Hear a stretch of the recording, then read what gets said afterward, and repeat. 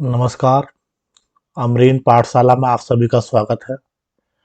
बच्चों, भारतीय इतिहास के कुछ विषय पार्ट 1 कंप्लीट हो चुका है और जो पार्ट 2 की आपकी सेकंड बुक है उसमें अध्याय 5, 6, 7 और 8 है। आज का हमारा अध्याय जो है 7वां है और हमारा टॉपिक है एक साम्राज्य की राजधानी विजयनगर। लगभग 14वीं से 16वीं सदी तक जो है ये साम्राज्य रहा है और इसी का हम जो है दक्कन भारत का साम्राज्य है, इसी का हम अध्ययन करेंगे आज के टॉपिक में।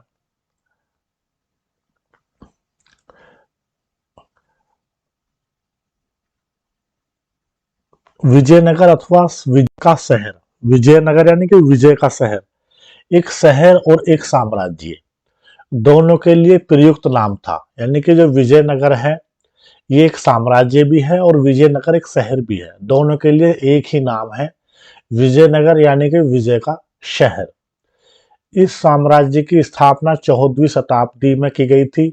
अपने चरमोत्कर्ष पर यह उत्तर में कृष्णा नदी से लेकर प्रायद्वीप के सुदूर दक्षिण तक फैला हुआ था। 1565 में इस पर आक्रमण कर इसे लूटा गया और बाद में यह उजड़ गया।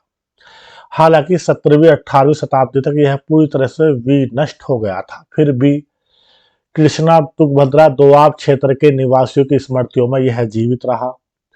उन्होंने इसे हम्पी नाम से याद रखा। क्या नाम दिया बच्चों इसे? हम्फी। आज का जो इसका नाम है वो हम्फी नाम है बच्चों। इसे आप याद रखेंगे। हम्फी के जो है के नाम से भी सवाल आता है कि हम्फी में कौन कौन से मंदिर हैं। यानी कि जो हमारा प्राचीन साम्राज्य है विजयनगर, उसकी राजधानी भी विजयनगर थी, शहर है एक, उसी का ही जो है आधुनिक नाम हम्पी है। इस नाम का आविर्भाव यहाँ की स्थानीय मातृ देवी पंपा देवी के नाम से हुआ था। पंपा देवी जो है स्थानीय देवी हैं। इन मौखिक परंपराओं के साथ साथ पुरातात्विक खोजों, स्थापत्य के नमूनों, अभिलेखों तथा अन्य दस्तावेजों ने विजयनगर साम्राज्य को पुनः खोजने में विद्वानों की सहायता की। विजयनगर शहर के चारों ओर बनाई गई पत्थर की एक दीवार का जो है भाग दिया गया है। देखो ये दीवार है, ये किसी चूने से गारे से नहीं बनी है, ये सिंपल पत्थरों को अटैच बनी है और उसके अंदर जो है फिर गारा या चूना जो है भरा गया है। लेकिन जो बाहरी आवरण है ये बिना किसी गारे के और बिना किसी चूना पत्थर के है। देखो ये अच्छी स्थापत्य कला का नमूना है। हम्फी की खोज।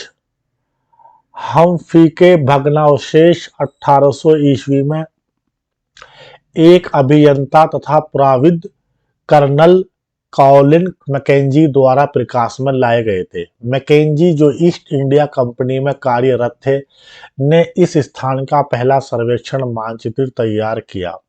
उनके द्वारा हासिल शुरुआती जानकारियां विरूपाक्ष मंदिर तथा पंपा देवी के पूजा स्थल के पुरोहितों की स्मृतियों पर आधारित थी। उनके द्वारा शुरुआती जानकारियां विरूपाक्ष मंदिर तथा पंपा देवी के पूजा स्थलों के पुरोहितों की स्मृतियों पर आधारित। कालांतर में 1856 ईस्वी से छाया चित्रकारों ने यहाँ के भवनों के चित्र संकलित करने आरंभ किए, जिससे शोधकर्ता उनका अध्ययन कर पाए। 1836 से ही अभिलेखकर्ताओं ने यहाँ और हम्पी के अन्य मंदिरों से कई दर्जन अभिलेखों को इकट्ठा करना आरंभ कर दिया।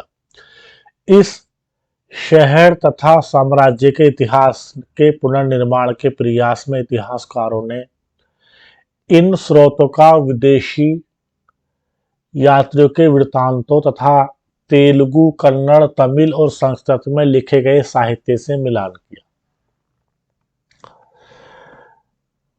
एक साम्राज्य की राजधानी विजयनगर। कॉलिन मैकेंजी 1754 ईस्वी में जन्मे कॉलिन मैकेंजी एक अभियंता, सर्वेक्षक तथा मानचित्रकार के रूप में प्रसिद्धि हासिल की। क्या है बच्चों? कॉलिन मैकेंजी 1754 में जन्मे हैं ये, ठीक है। और भारत में जो है लंबे समय तक इन्होंने जो है कार्य किया है। ये एक इंजीनियर हैं और जो है सर्वेक्षक हैं तथा मानचित्रकार भी हैं। ये सवाल आ जाता है बच्चों, याद रखना।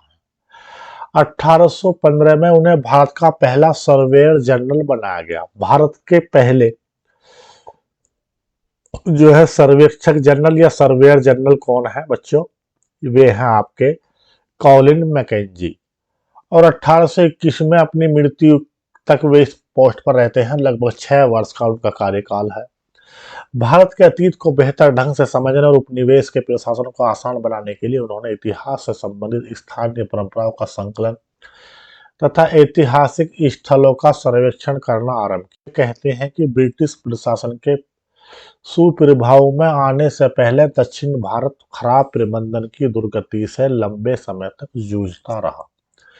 विजयनगर के अध्ययन से मैकेंजी को यह विश्वास हो गया कि कंपनी स्थानीय लोगों के अलग अलग कबीलों, जो इस समय भी जनसंख्या का एक बड़ा हिस्सा थे, को अब भी प्रभावित करने वाले इनमें से कई संस्थाओं, कानूनों तथा रीति रिवाजों के विषय में बहुत महत्वपूर्ण जानकारी हासिल कर सकते थे। राय, नायक तथा सुल्तान।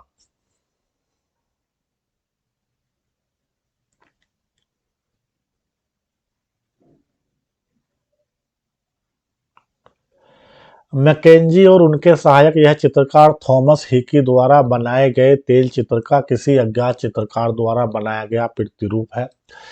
यह लगभग 1825 ईस्वी का है और royal Asiatic society of Britain and Ireland के संकलन से संबद्ध है। मैकेंजी के बाईं ओर दूरबीन थामे उनका चपरासी इस्नाजी और दाईं ओर उनके ब्राह्मण सहायक हैं। एक जैन पंडित दाईं ओर है और उनके पीछे तेलुगु ब्राह्मण काउलेरी वेंतक लक्ष्मैया है। बच्चों अब आगे हम इसका अध्ययन करते हैं। राय, नायक और सुल्तान ये क्या क्या है? राय कौन है, नायक कौन है, सुल्तान कौन है, इसका हम अध्ययन करेंगे। परंपरा और अभिलेखीय साक्ष्यों के अनुसार विजयनगर साम्राज्य की स्थापना दो भाइयों हरिहर एंड बुक्का, कौन कौन है बच्चों, 1336 में करते हैं। इस साम्राज्य की अस्थिर सीमाओं में अलग अलग भाषाएं बोलने वाले तथा अलग अलग धार्मिक परंपराओं को मानने वाले लोग रहते थे। उत्तरी सीमाओं पर विजयनगर शासकों ने अपने समकालीन राजाओं, जिनमें दक्कन के सुल्तान तथा उड़ीसा के गजपति शासक शामिल थे, उर्वर नदी घाटियों तथा लाभकारी विदेशी व्यापार से उत्पन्न संपदा पर अधिकार के लिए संघर्ष किया। साथ ही इन राज्यों के बीच संपर्क से विचारों का आदान प्रदान विशेष रूप से स्थापत्य के क्षेत्र में होने लगा। विजयनगर के शासकों ने अवधारणा और भवन निर्माण की तकनीकों को ग्रहण किया, जिन्हें उन्होंने आगे और विकसित किया। इस साम्राज्य के कई भागों ने पहले शक्तिशाली राज्यों जैसे तमिलनाडु में चोलों और कर्नाटक में होयसालों के राज्य का विकास। कर्नाटक साम्राज्य यमु, जहां इतिहासकार विजयनगर साम्राज्य शब्द का प्रयोग करते हैं, वहीं समकालीन लोगों ने उसे कर्नाटक साम्राज्य की संज्ञा दी। भारतीय इतिहास के कुछ विषय। तंजावुर में बृहदेश्वर मंदिर का गोपुरम अथवा प्रवेश द्वार।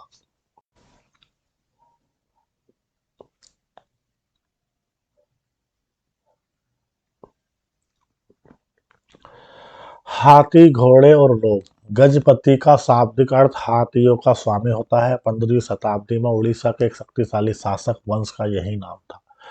विजयनगर की लोक प्रचलित परंपराओं में दक्कन के सुल्तानों को अशुपति या घोड़ों के स्वामी तथा रायों के नरपति या लोगों के स्वामी की संज्ञा दी गई है। समझ रहे हैं बच्चों? अच्छा जी। तंजावुर के बृहदेश्वर मंदिर का गोपुरम अथवा प्रवेश द्वार। बच्चों एक टर्म आई है गोपुरम। गोपुरम कैसे कहते हैं? जैसा आप कहीं जाएंगे तो आप मानो आप किसी के मकान में जाते हैं तो उसका जो मेन गेट होता है, प्रवेश द्वार, जहां से आप एंट्री करेंगे, हो सकता है उस चार दीवारी के उस गेट के वहां पर एंट्री करने वाला उसका मतलब बगीचा हो, लॉन हो, बरामदा हो, कमरे हो, कुछ जो है अलग से साइड में कुछ मतलब जो है, तो जो मेन गेट होता है उसे प्रवेश द्वार कहते हैं, एंट्री गेट होता है। इसको बच्चों आप देख रहे हैं। देखो इसे गोपुरम बोलते हैं। देखो कितना शानदार जो है गेट बनाया जाता था उस टाइम। इन क्षेत्रों के शासक वर्ग ने विशाल मंदिरों जैसे तंजावुर के बृहदेश्वर मंदिर, बेलूर के चन्न केशव मंदिर, कौन कौन से हैं? तंजावुर में कौन सा मंदिर है बच्चों? बृहदेश्वर मंदिर। और बेलूर के चन्न केशव मंदिर। संरक्षण प्रदान किया था विजयनगर के शासक को, जो अपने आप को राय कहते थे। तो विजयनगर के जो शासक हैं बच्चे अपने आप को क्या बोलेंगे? राय बोलेंगे। और जो दिल्ली में जो सल्तनत है उसके जो राजा है अपने आप को क्या बोलेंगे? सुल्तान बोलेंगे। ठीक है। इन्हें इन परंपराओं को आगे बढ़ा, जैसे कि हम देखेंगे, उन्हें नई ऊंचाइयों तक पहुंचा। शासक और व्यापार, क्योंकि इस काल में युद्ध कला प्रभावशाली अशु सेना पर आधारित होती थी, इसलिए प्रतिस्पर्धी राज्यों के लिए अरब तथा मध्य एशिया से घोड़ों का आयात बहुत महत्वपूर्ण था। यह व्यापार आरंभिक चरणों में अरब व्यापारियों द्वारा नियंत्रित था। व्यापारियों के स्थानीय समूह, जिन्हें कुदीरई, चेट्टी अथवा घोड़ों के व्यापारी कहा जाता था। जो व्यापारियों के स्थानीय समूह है बच्चों, उन्हें क्या बोला जाए? कुदीरई। लोकल भाषा का शब्द है चेट्टी, और आज का बिगड़ा हुआ रूप है इसका सेट्टी। समझ रहे बच्चों? और घोड़ों के व्यापारी कहा जाता था। भी इन विनियमों में भाग लेते थे। 1458 ईस्वी में कुछ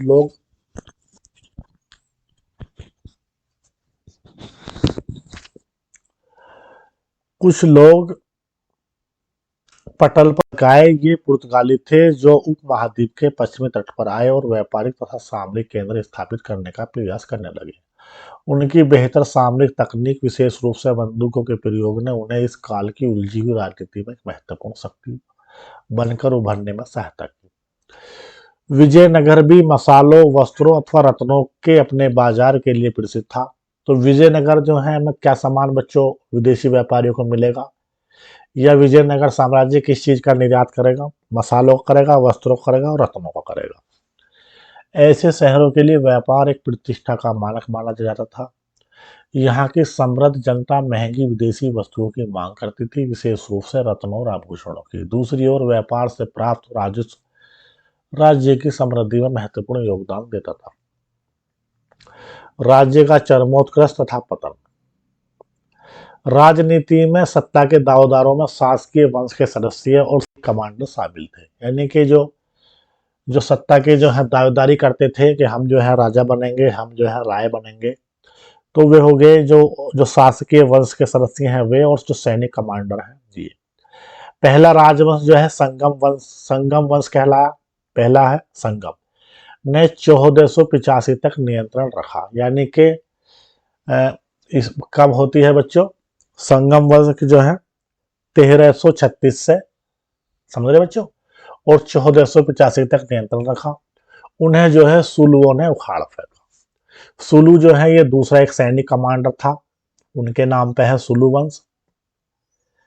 इन्हें उखाड़ फेंका और 1503 तक ये सत्ता में रहे, लगभग 18 साल। इसके बाद बच्चे क्या होता है? फिर तुलु आते हैं, तुलु वंश। इन्होंने जो है उनका स्थान लिया। कृष्ण देवराय तुलु वंश से ही संबंध है। ये सवाल इंपॉर्टेंट है। कृष्ण देवराय बच्चों इसमें सवाल जो आता है मैं आपको बता देता हूं।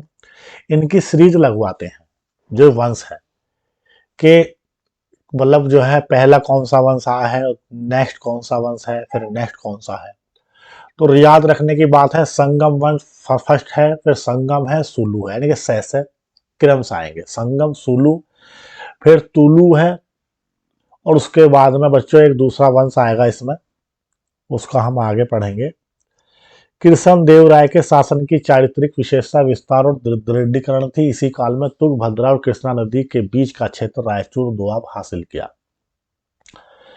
तो जो ये है हमारे कृष्ण देव राय हैं तुलु वंश के राजा, ये बहुत ही प्रतिभाशाली हैं। इन्होंने तुंगभद्रा और कृष्णा नदी के बीच का जो क्षेत्र है जिसे रायचूर दोआब कहते हैं। सवाल आता है कि रायचूर दोआब किसे कहते हैं? तुंगभद्रा और कृष्णा नदी के बीच का क्षेत्र, काफी बार एग्जाम में पूछा गया सवाल है। तुंगभद्रा और कृष्णा नदी के बीच का क्षेत्र रायचूर क्षेत्र है।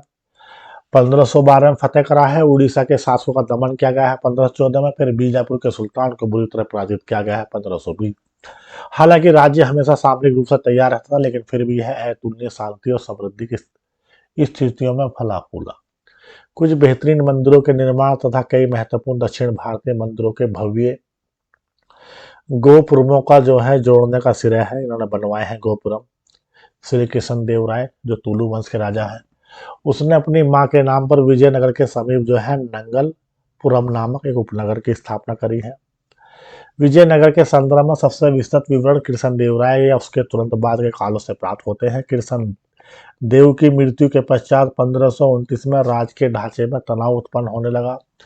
उसके उत्तराधिकारियों को विद्रोही नायकों या सेनापतियों से चुनौती का सामना करना पड़ा। 1542 तक केंद्र पर नियंत्रण एक अन्य राजवंश अराविदु के हाथों में चला गया, जो 17वीं शताब्दी के अंत तक सत्ता पर काबिज रहे।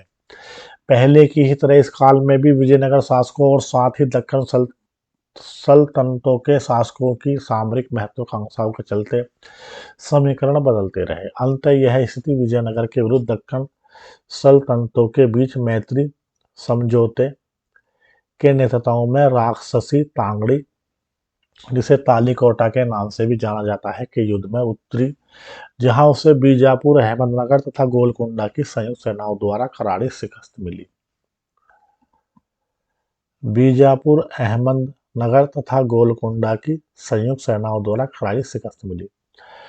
विजयी सेनाओं ने विजयनगर शहर पर धावा बोलकर उसे लूटा। कुछ ही वर्षों के भीतर यह शहर पूरी तरह से उजड़ गया। अब साम्राज्य का केंद्र पूर्व की ओर स्थानांतरित हो गया, जहां अराविदु राजवंश ने पेनुकोंडा से और बाद में गिरी तिरुपति के समीप से शासन किया। अब साम्राज्य का केंद्र पूर्व की ओर स्थानांतरित हो गया, जहां अराविदु राजवंश ने पेनुकोंडा से और बाद में चंद्रगिरी तिरुपति के समीप से शासन किया। राजा और व्यापारी। विजयनगर के सबसे प्रसिद्ध शासक कृष्णदेव राय शासनकाल 1509-29 के शासन कला के विषय में अमुक्त मल्यद नामक तेलुगु भाषा में कीर्ति लिखी। देखो बच्चों, पहले इसे पूरा करते हैं टॉपिक, उसके बाद तो देखते हैं बच्चों। हालांकि विजयनगर शहर के विध्वंस के लिए सुल्तानों की सेनाएं उत्तरदायी थी, फिर भी सुल्तान और सरायों के संबंध धार्मिक भिन्नताएं होने पर भी हमेशा यह अपरिहार्य रूप से शत्रुतापूर्ण नहीं रहते थे। उदाहरण के लिए कृष्णदेव राय ने सल्तनतों में सत्ता के किरदारों का समर्थन किया और यवन राज्य की स्थापना करने वाले विरुद्ध धारण करके गौरव महसूस किया। इसी प्रकार बीजापुर के सुल्तान ने कृष्णदेव राय की मृत्यु के पश्चात विजयनगर में उत्तराधिकारियों के विवाद को सुलझाने के लिए हस्तक्षेप किया। वास्तव में विजयनगर शासक सल्तनतें दोनों ही एक दूसरे के स्थायित्व को निश्चित करने की इच्छुक थे। यह राम राय की जोखिम भरी नीति थी, जिसके अनुसार उसने एक सुल्तान को दूसरे के विरुद्ध करने की कोशिश की, किंतु सुल्तान एक हो गए और उन्होंने उसे निर्णायक रूप से पराजित कर दिया।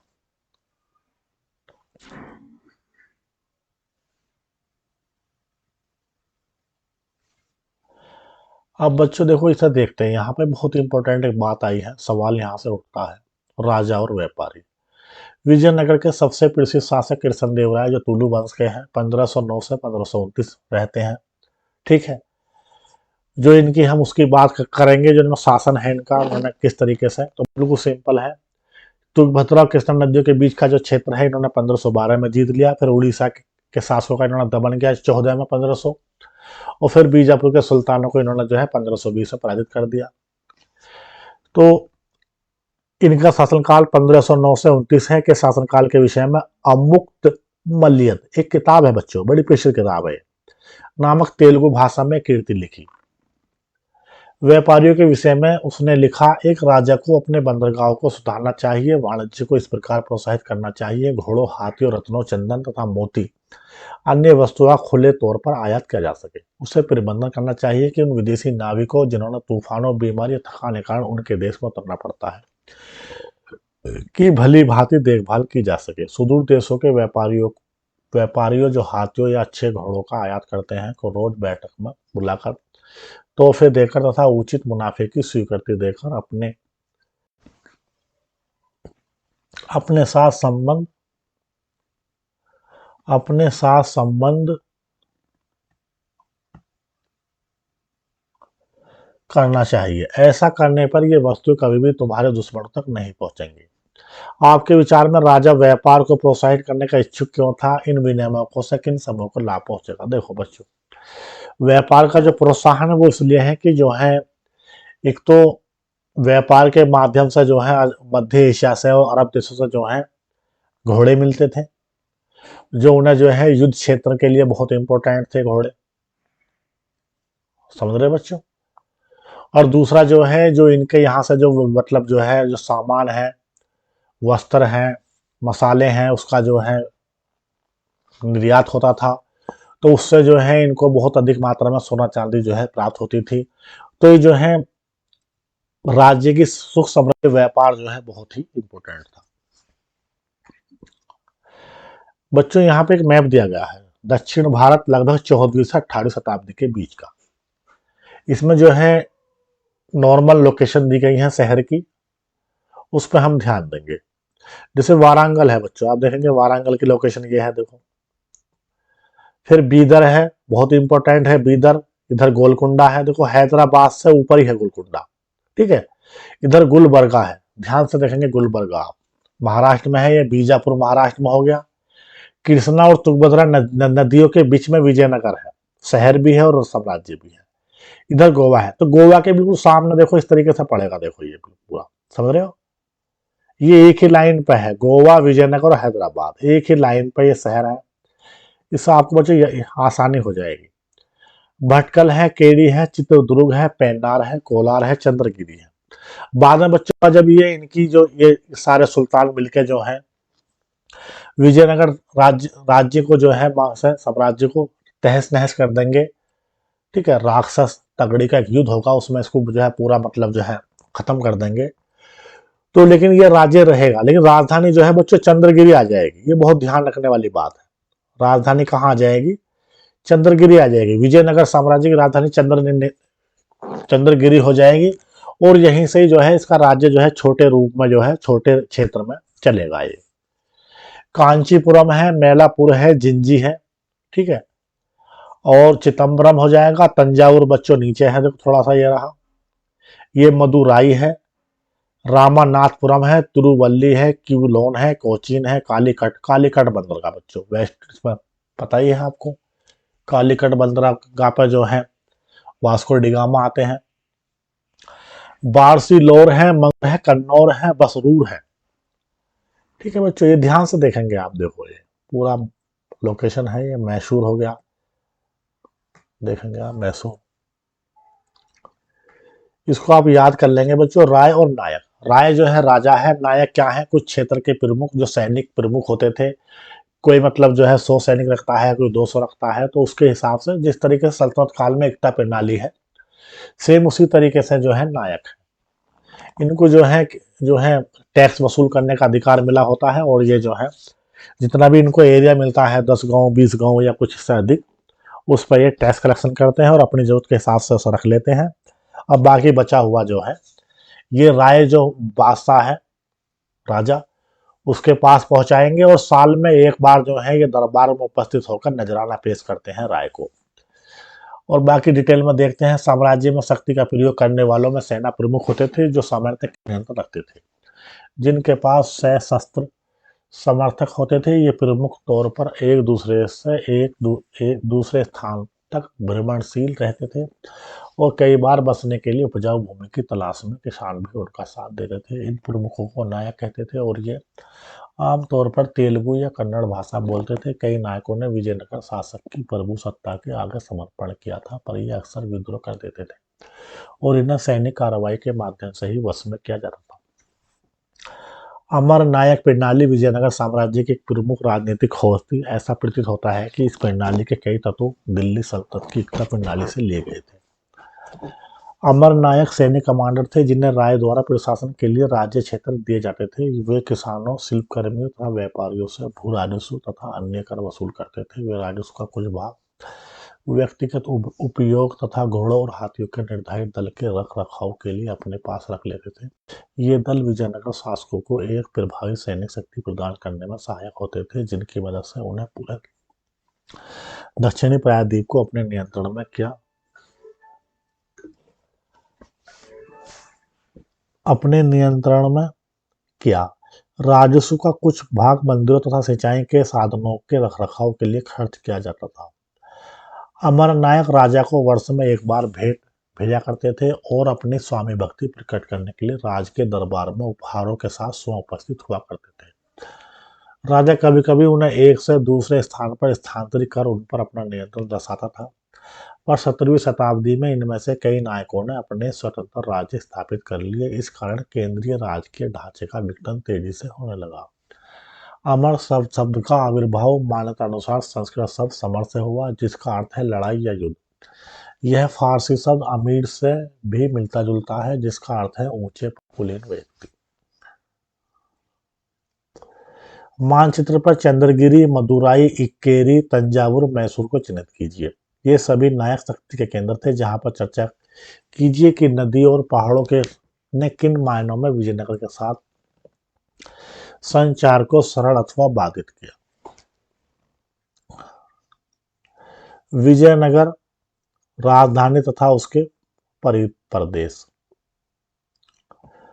अब हम उस समय के सबसे प्रसिद्ध शहरों में से एक विजयनगर की ओर रुख करते हैं। अधिकांश राजधानियों की तरह ही यह भी एक विशिष्ट भौतिक रूपरेखा तथा स्थापत्य शैली से अभिलक्षित थी। देख रहे बच्चों, ये तुंगभद्रा नदी है बच्चों, और जो है ये पूरा जो है ये हम्पी शहर है।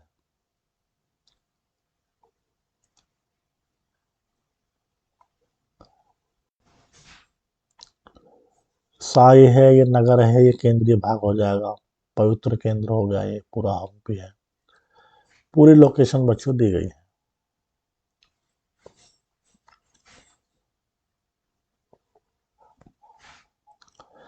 नक्शे पर बने 3 अंचलों को पहचानिए। मध्य भाग को ध्यान से देखिए। क्या आप नदियों से जोड़ती हुई नहरों को देख सकते हैं?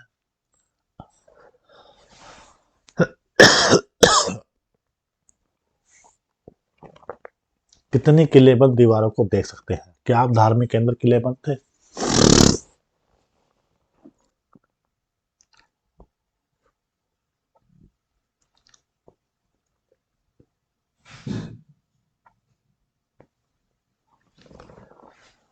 शहर के विषय में खोज। विजयनगर के राजाओं तथा उनके नायकों के बड़ी संख्या में अभिलेख मिले हैं, जिनमें मंदिरों को दिए जाने वाले दानों का उल्लेख तथा महत्वपूर्ण घटनाओं का विवरण है। कई यात्रियों ने शहर की यात्रा की और इसके बारे में लिखा। इनमें सबसे उल्लेखनीय वृत्तांत निकोलो दी कांति नामक इतालवी व्यापारी, अब्दुल रज्जाक नामक फारस के राजा का दूत। बच्चों ये इंपॉर्टेंट है। जो विजयनगर शहर के बारे में जो हमें मतलब विदेशियों से जो हमें वृत्तांत मिलते हैं, उनमें है निकोलो दी कांति। देख रहे बच्चों, निकोलो दी कांति नामक इतालवी व्यापारी है। अब्दुल रज्जाक नामक फारस के राजा के दूत है ये, ठीक है। और फिर हैं अफानासी निकितिन, ये रूस के हैं बच्चों, एक व्यापारी हैं, जिन सभी ने 15वीं शताब्दी में शहर की यात्रा की थी। और दुआर्ते बरबोसा, डोमिंगो पेस तथा पुर्तगाल का फर्नावो नूनिज, जो सभी 16वीं शताब्दी में आए थे, के हैं। विशाल फैला हुआ शहर। यह डोमिंगो पेस द्वारा लिखे गए विजयनगर शहर के वर्णन से लिया गया एक उद्धरण है। इस शहर का परिमाप मैं यहाँ नहीं लिख रहा हूँ, क्योंकि यह एक स्थान से पूरी तरह से नहीं देखा जा सकता। मैं एक पहाड़ पर चढ़ा, जहां से मैं इसका एक बड़ा भाग देख पाया। मैं इसे पूरी तरह से नहीं देख पाया, क्योंकि यह कई पर्वत श्रृंखलाओं के बीच स्थित है। तो ये जो है डोमिंगे पेस द्वारा लिखा गया विजयनगर शहर का जो है उद्धरण है बच्चों, यहाँ पे देख रहे होंगे ध्यान से आप। क्या आप आज किसी शहर में ये अभिलक्षणा देख सकते हैं? आपके विचार में पेस ने उद्यानों की तरह जल स्रोत को विशेष उल्लेख के लिए क्यों चुना? क्योंकि उस टाइम के हिसाब से वो बहुत बढ़िया मतलब चीज थी कि मतलब पानी भी इतने दूर से 15, 20 या 18 मील की दूरी से ला रहे हैं, और पूरा अच्छे से मतलब जो है खजूर का बाग है, उद्यान है, पूरे से मतलब हॉस्पिटल जो है अच्छे से बनाई गई है। एक मतलब जो है नियोजित शहर की तरह है वो।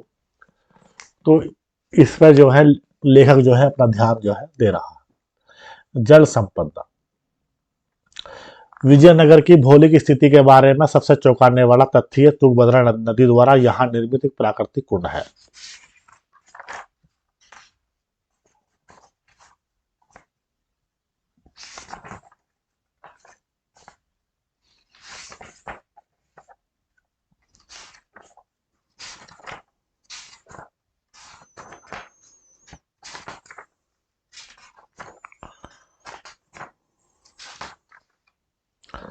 समझ रहे बच्चों?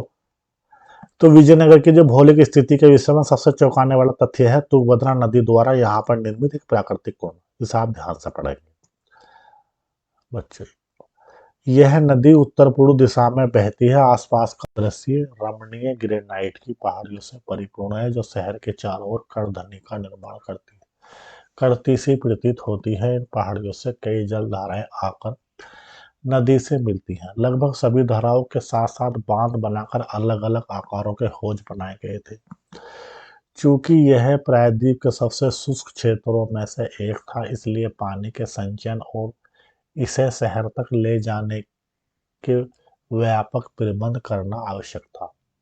ऐसे सबसे महत्वपूर्ण हौजों में एक का निर्माण 15वीं शताब्दी के आरंभिक वर्षों में हुआ, जिसे आज कमलपुरम जलाशय कहा जाता है। इस हौज के पानी से न केवल आसपास के खेतों को सींचा जाता था, बल्कि इसे एक नहर के माध्यम से राज्य के केंद्र तक भी ले जाया गया था।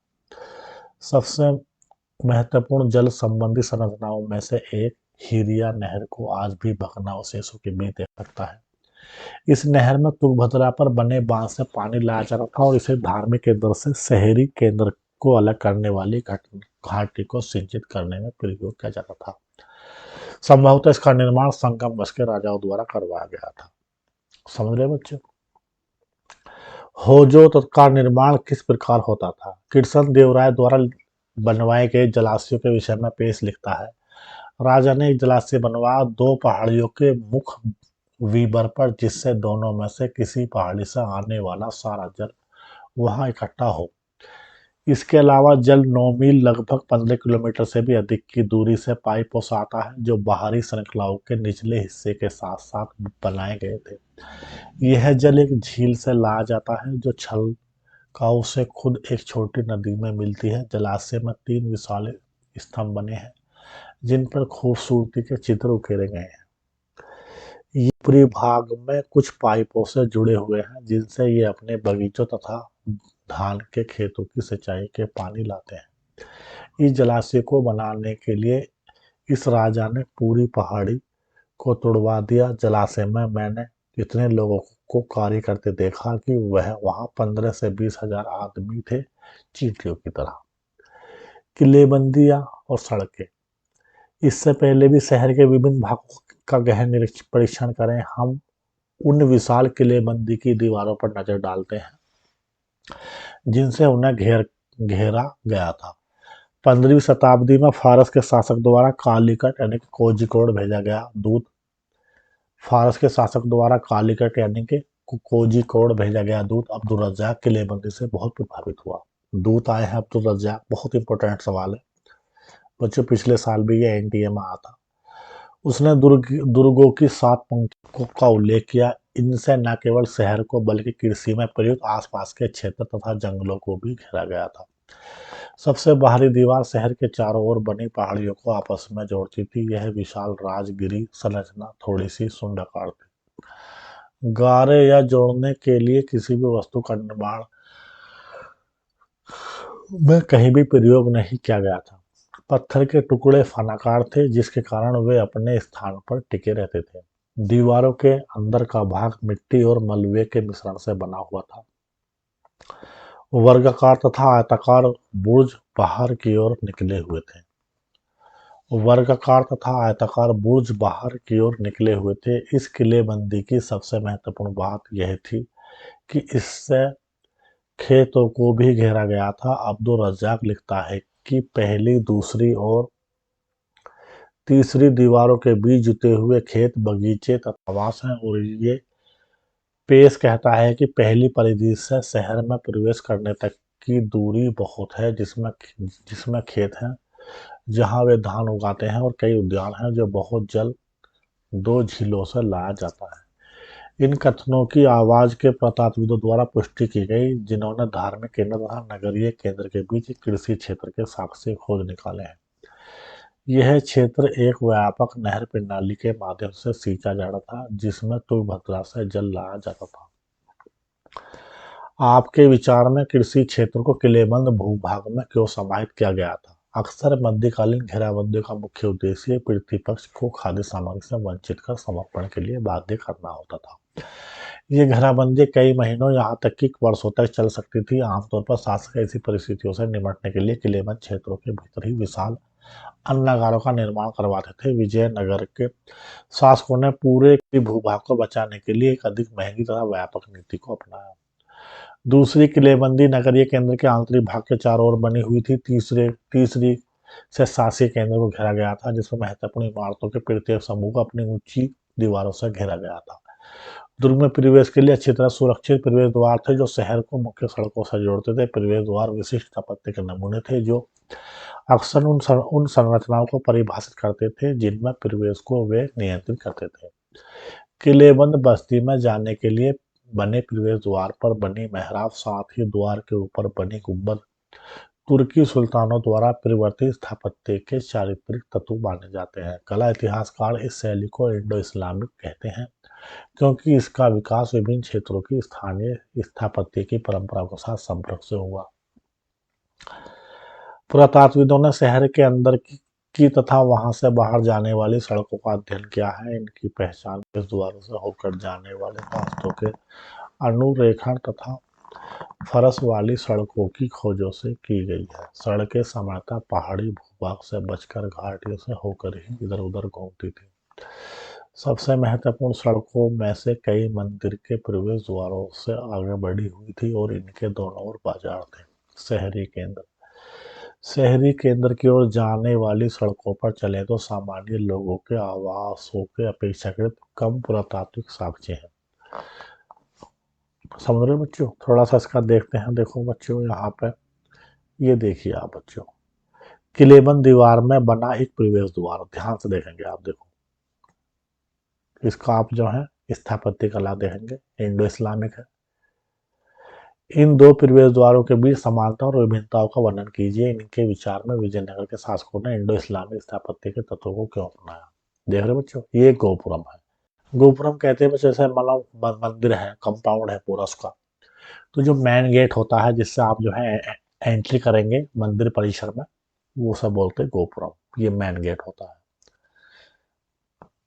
ठीक है बच्चों, तो गोपुरम जो है ये तुम्हारा जो जो जो है तुम्हारी द्रविड़ शैली है उसका मतलब एग्जाम्पल है। और यहाँ जैसे इनका महल का जो ये एंट्री है, मतलब दीवार होती है, मतलब पूरी राजधानी के चारों ओर, तो उसका जो प्रवेश द्वार है राजधानी के लिए विजयनगर में, तो ये गेट जो है इंडो इस्लामिक कल्चर के हिसाब से है, यानी कि सल्तनत काल का इस पर प्रभाव है। अब शहरी केंद्र है बच्चों,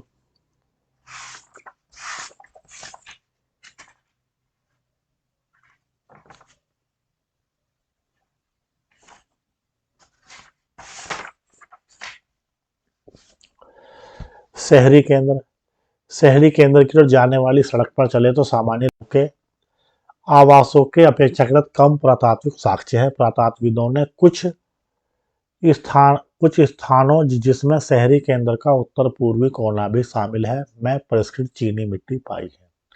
उनका यह सुझाव है कि हो सकता है कि इन स्थानों पर अमीर व्यापारी रहते हों या मुस्लिम रिहायशी मोहल्ला भी था।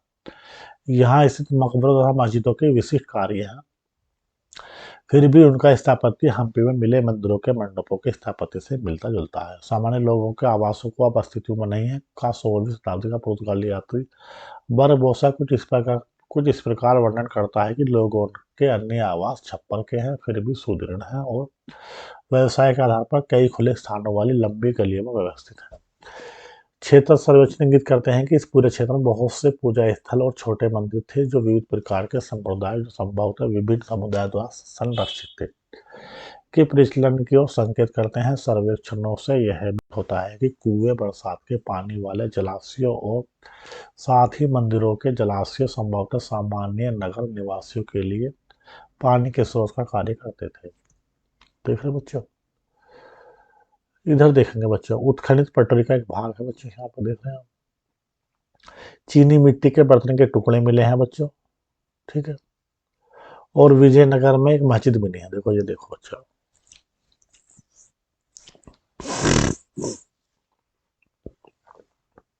देख रहे हो बच्चे, ये मस्जिद का फिगर देखेंगे ध्यान से आप।